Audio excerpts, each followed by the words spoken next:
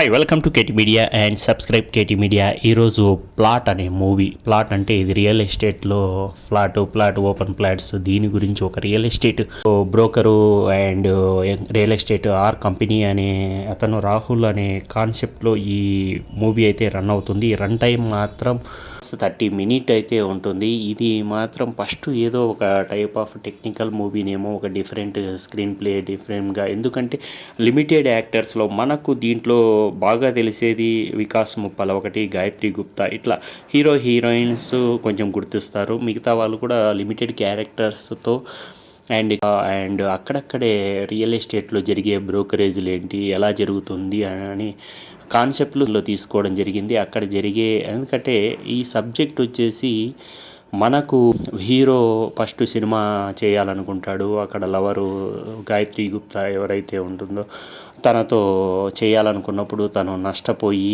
తర్వాత రియల్ ఎస్టేట్కు తన ప్లేస్కి వచ్చేసి అక్కడ రాహుల్ సేమ్ నేమ్తో ఉన్న తన ఫ్రెండ్తో రియల్ ఎస్టేట్ కంపెనీ, రియల్ ఎస్టేట్లో ఒకరినొకరు మోసం చేసుకొని తన కంపెనీని, తన ఫ్లాట్లను అమ్మే విధానంలో అక్కడ ఒక కస్టమర్ ప్లాట్ ఏదైతే ఉందో ఓపెన్ ప్లాట్లు కొని అక్కడ తన భార్య గుర్తుగా సమాధిని ఏర్పాటు చేసుకుంటాడు.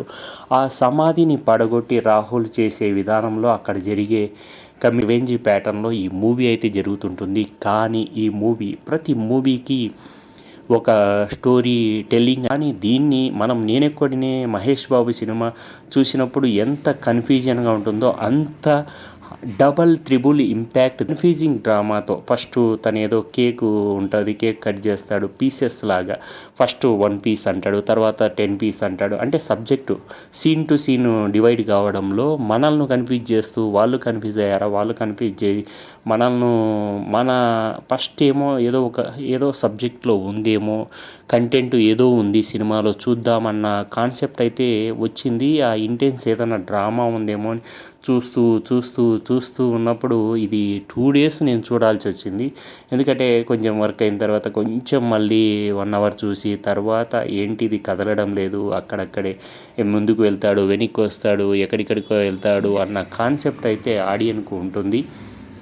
కానీ లాస్ట్ ఒక 15-20 మినిట్స్ ఏదైతే ఉందో అదే సబ్జెక్టు. మిగతాదంతా ఎంత బోర్ నేరేటింగ్లో జరుగుతూ ఉంటుంది. నిజంగా తను కన్ఫ్యూజ్ అయ్యి డైరెక్టర్ జనాలను కన్ఫ్యూజ్ చేసి, ఎందుకంటే ఒక సినిమాను స్టోరీ టెల్లింగ్ ఎంత ఈజీ యాక్సెస్గా పోనీ కన్ఫ్యూజన్లో లేదా సస్పెన్స్ అనేది థ్రిల్ ఫీల్ అవుతే ఒక విధమైన సాటిస్ఫాక్షన్ ఆడియన్కు ఉంటుంది. కానీ ఇది వెళ్ళిన తర్వాత తనకున్న ఎంటర్టైన్మెంట్ యాంగిల్ను మర్చిపోయి ఏం జరిగింది సినిమాలో, ఎక్కడి నుంచి స్టార్ట్ చేశాడు, ఎవరిని చంపారు, ఎందుకు చంపారు, ప్లాట్ గోల్ ఏంటి, అట్లా రియల్ ఎస్టేట్ గురించి ఏదన్నా కరెక్ట్ డీటెయిలింగ్ ఇచ్చాడా అంటే అది కాదు. తను సక్సెస్ అంటాడు, అన్సక్సెస్ అంటాడు, నేను ఆస్ట్రేలియా వెళ్ళాలి అంటాడు, సినిమా చేయాలి అంటాడు. ఇలా ఆల్ ఆస్పెక్ట్స్లో పెట్టి ఫైనల్గా ఎందుకంటే ఒక మూవీని ఎంటర్టైనింగ్ యాంగిల్లో చూడాలనుకున్న ఆడియను అంత డ్రామాతో కన్ఫ్యూజ్ అయిపోయి ముందు ఏం జరిగింది, ఎవడి రాహుల్ ఏంటి మన కర్మ అని అనిపించేలా సినిమా అయితే ఉంటుంది. అండ్ ఆర్ఆర్ కూడా చాలా అసలే సీన్స్ స్లోగా వాళ్ళు ఏదో డ్రామా జరుపుతున్న ఫీలింగ్లో అయితే కెమెరా వర్క్ కావచ్చు కొంత, ఎందుకంటే ఏదో ఇంటెన్షన్ అయితే తీసుకొని వచ్చాడు. కానీ దీన్ని చూడాలంటే ఒక చిన్న ఓపిక ఇవన్నీ ఉండాల్సిందే. అండ్ ఒక 15 మినిట్స్ ఏదైతే లాస్ట్ ఉంటుందో అదే సినిమా.